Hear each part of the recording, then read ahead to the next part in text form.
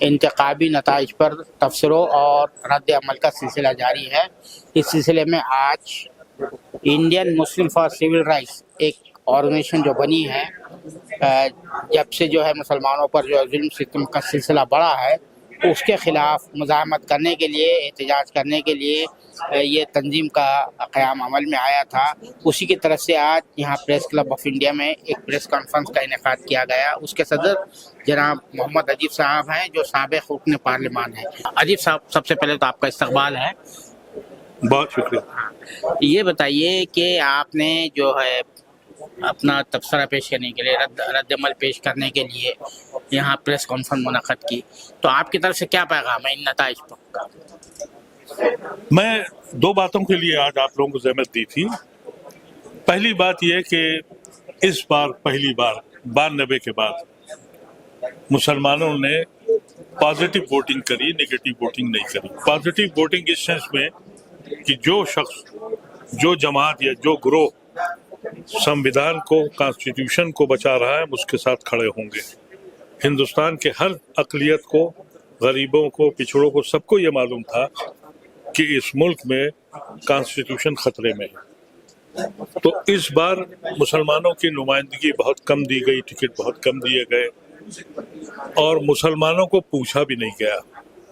پچھلے کئی الیکشن سے ہر پارٹی نے یہ طے کیا کہ بھائی مسلمانوں کو اسٹیج پہ بھی مت بلاؤ، پولرائزیشن ہو جائے گا۔ ان سب باتوں کے باوجود ہماری آرگنائزیشن نے کوشش کری کہ ہم اپنی ریلیونس ثابت کریں۔ ہم کسی پولیٹیکل پارٹی سے لیڈر سے نہیں ملے۔ ہم نے کہا ہم پہلے اپنی قوت کا اندازہ کریں، اور قوت کا اندازہ ہم نے اس طرح سے کیا کہ یو پی میں اور بالخصوص پورے ہندوستان میں مسلمانوں نے نہ مسلک دیکھی، نہ برادری دیکھی، بلکہ ایز اے مسلم ووٹ کرا اور اپنی قوت کا اندازہ کیا۔ اگر کینڈیڈیٹ کو اس کا اپنا ووٹ جہاں جہاں مل گیا، وہاں مسلمان کے ووٹ سے وہ جیت گئے۔ تو آج پولیٹیکل پارٹیز کو، چاہے وہ الائنس کے پارٹنر ہوں یا بی جے پی کے پارٹنر ہوں، ان کو یہ بات واضح ہو جانا چاہیے کہ مسلمان ابھی سویا ہوا تھا، مرا نہیں۔ تو اس وجہ سے ہم اس کو باور کرنا چاہتے تھے کہ آپ کے ذریعے ہر پولیٹیکل پارٹی کو اس بات کا اندازہ ہو جائے کہ اب تم ہمیں بہت دنوں تک الگ نہیں رکھ سکتے ہو۔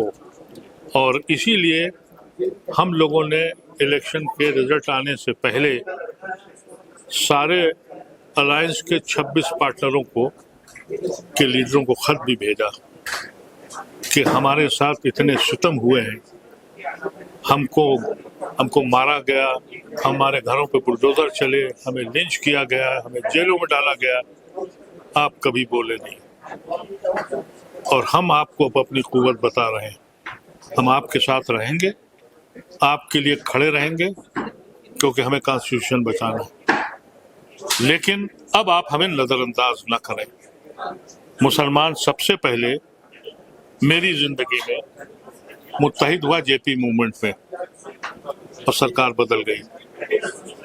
میرے ذہن میں مسلمان متحد ہوا جے پی وی پی سنگھ کے زمانے میں، سرکار بدل گئی۔ اس بار بھی مسلمان متحد ہوا، سرکار تو نہیں بدلی، لیکن کلیئر مینڈیٹ یہ آ گیا کہ یہ ملک ڈکٹیٹر کو برداشت نہیں کرے گا۔ یہ کلیئر مینڈیٹ آ گیا کہ امت شاہ اور مودی کا style of working disapprove ہو گیا۔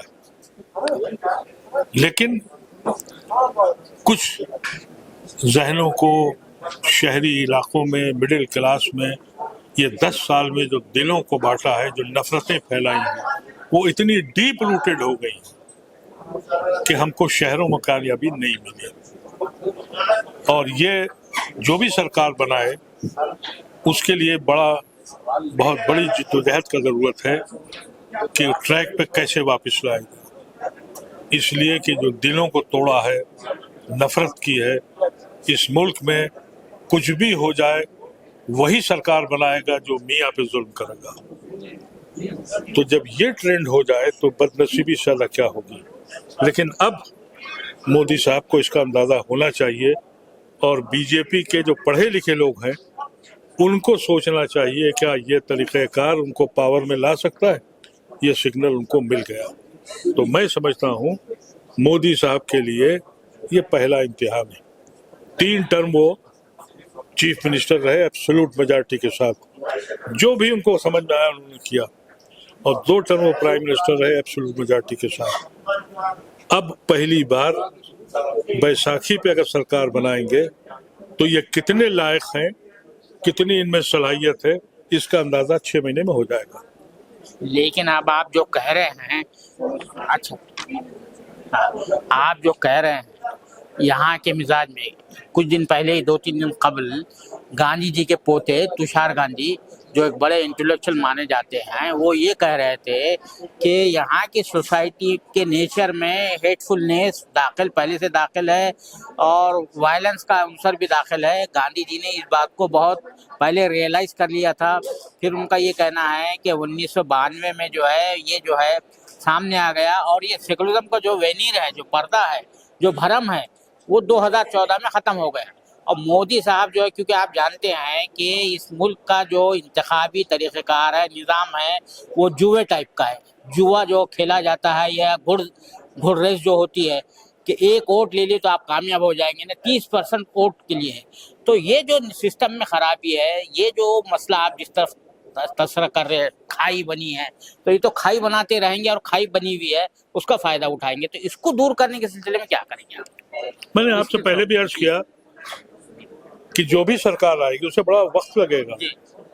یونیورسٹیز میں, کالجز میں, جہاں پرورش ہوتی ہے, جہاں ذہن تیار کیے جاتے ہیں, جہاں لیڈر پیدا ہوتے ہیں, جو سوتا ہے وہاں زہر پھیلا دیا ہے.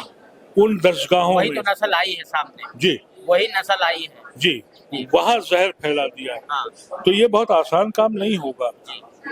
رہا وائلنس کی بات, میرے خیال سے ہندوستان کی تاریخ ایسی ہے نہیں. ہندوستان میں قلعہ فتح ہو گیا اور ملک اس کا ہو گیا. کبھی آپ نے سنا یہ کہ صاحب فلانے آئے, ان قلعہ فتح کر لیا, یہ حاکم وقت ہو گئے. تو یہ شکل ہمارے ہاں ہے.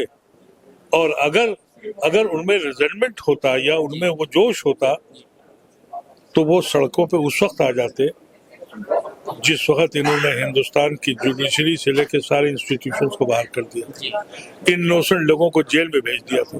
کوئی سڑک پہ آیا؟ نہیں آئے گا, اس لیے کہ ہمارے خون میں نہیں.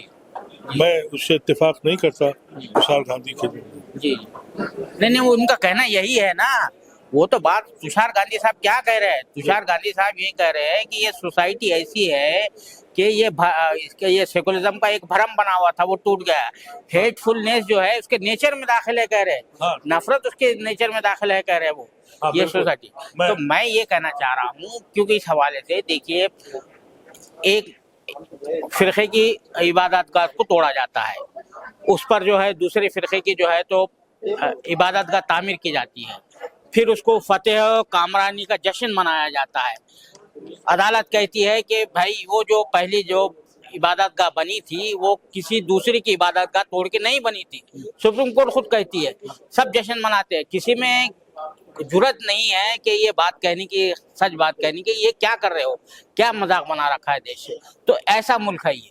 بالکل آپ کی بات صحیح ہے. یہ جس طرح کے ججمنٹ آئے اور جس طرح کا یہ الیکشن کمیشن بھی آپ نے دیکھا کہ 2.5 مہینے تک اس ملک میں پرائم منسٹر تھا ہی نہیں. وہ پرچارک تھا بی جے پی کا, دن بھر وہ نفرت کا پٹارا لے کے اور آل فال بیانات دے رہا تھا, اور الیکشن کمیشن خاموش تھا. میں یہ پوچھنا چاہتا ہوں کہ اتنے ملک کا بڑا پرائم منسٹر 2.5 مہینے تک پرچار کرتا رہے, پرائم منسٹر نام آفس کے نام کی کوئی چیز نہ ہو. یہ وہ سوالیہ نشان ہے جس میں آنے والی نسل کو سوچنا پڑے گا. اور میں سمجھتا ہوں کہ اگر پرائم منسٹر آفس میں ہے تو اس کی لمیٹڈ ٹائم ہونی چاہیے. کسی بھی پرائم منسٹر کو ایسا نہیں دیکھا کہ 2.5 مہینے کے لیے تالا چلا کے چل دیا. کبھی بھگوان بن رہا ہے, کبھی فوٹو سیشن کر رہا ہے, کبھی کہاں کچھ ہو رہا ہے. ہر اس جگہ جہاں پولنگ ہو رہی ہے نقش जगह पर उसका प्रोग्राम हो रहा है जो लाइव दिखाया जा रहा है, उस जगह जहाँ पोलिंग हो रही है। बनारस में जिस दिन पोलिंग हो रही थी उस दिन वो 9 कैमरों के साथ बैठ के अपनी फोटो भेज रहे थे। इलेक्शन कमीशन खामोश है, तो इंस्टीट्यूशन ही खत्म हो गए। लेकिन अब एक जो कॉन्सेप्ट तैयार हुआ था, जिसकी तरह एग्जिट पोल वालों ने भी इशारा कर दिया था कि जो अमित शाह ने कहा वो लिख दिया, अब ये पता लग गया कि ये जो धोखा खड़ा हुआ है मोदी का वो चकनाचूर होगा। एक बात तो समझ में आ गई है कि शीशा क्रैक हो गया है, अब अलग होने में बहुत करीब वक्त है। ठीक है, आखिरी मेरा सवाल ये है सर कि ये जो आइडियोलॉजी है, जो हुक्मरान जमात की आइडियोलॉजी है, क्या आप ये समझते हैं कि उनकी आइडियोलॉजी में कोई दमखम नहीं है? वो क्योंकि हर वक्त आ जाकर जो है तान उनकी टूटती है, मुल्क की दूसरी बड़ी आबादी जो मजहबी आबादी है उस पर तान टूटती है। इलेक्शन के दौरान भी पूरी जो उनकी मुहिम रही है वो इसी पर मरकूज रही, मुसलमान मुसलमान मुसलमान मुसलमान मुसलमान किसी भी हवाले से। तो क्या उनकी मजबूरी है क्या? और दूसरी बात यह है कि क्या हिंदुओं का एक तबका वाकई मुसलमान से बहुत नफरत करता है, या वो क्या कहेंगे, वो सोचने समझने की सलाहियत नहीं रखता तब वो ये इस तरह की बातें करते हैं? क्या आप क्या देखते हैं? एक तो आइडियोलॉजी में जो है जब भी वो मनफी बात होती है, कोई मुस्बत नारे नहीं है, मुस्बत कभी बात आती नहीं है उनकी, तो वो समझते हैं। ये जो आपने अभी बयान किया, हकीकत यह है कि आपके जरिए मैं तो मोदी साहब का इस मामले में शुक्रगुजार हूँ। मेरी कौम जिसको बड़े बड़े मौलवी और लीडर इकट्ठा न कर पाए, मोदी ने जगह दिया। I am thankful to him. और उन्होंने जो बकवास करी थी उसमें ऐसे बेहिस लोग जो घरों से नहीं निकल रहे थे वो भी जाग गए, तो ये तो काउंटर प्रोडक्टिव हो गया। और जहां तक इसका सवाल है कम्युनलिज्म का, वहां तो देखिए एक तबका 20% ऐसा 25% हो गया है जिसको कुछ नहीं चाहिए, बस अपील होता है, वो सिर्फ मुसलमान से नफरत करता है। और ये इतना बड़ा पाप ये मोदी और अमित शाह और योगी ने किया है कि आने वाली नस्लें इसको माफ नहीं करेंगी और करना भी नहीं चाहिए। तो ये इनका जवाल शुरू है, कब इख्तिताम होगा? बहुत जल्द होगा इंशाल्लाह। बहुत शुक्रिया सारा से बात करने। ये थे जनाब मोहम्मद अदीब साहब, जिनका कहना है कि इलेक्शन के नताइज वाकई जो है हौसला अफजा है और मोदी का जवाल शुरू हो चुका है, और इसका इख्तिताम कब होगा, लेकिन ये आने करीब उसका इख्तिताम भी होगा। उनका ये भी कहना था कि मोदी ने और बीजेपी के दीगर लीडरान ने जिस तरह की जो इंतखाबी मुहिम चलाई, इंतहाई मुनाफरत अंगेज जो मुहिम चलाई, उसके नतीजे में मुसलमान जो है जाग गया, बेदार हो गया। उन्हें एक प्लेटफॉर्म पर ले आया जिसका जो है नतीजा जो है आपको इलेक्शन में नज़र आया कि मुसलमानों ने बड़ी तादाद में खुलकर जो है वो उन उम्मीदवारों को वोट दिया जो कॉन्स्टिट्यूशन को बचाना चाहते थे, जो इस हुकूमत को यहाँ से बेदखल करना चाहते थे। कैमरामैन जीशान राही के साथ मैं अब्दुल बारी मसूद, नई दिल्ली।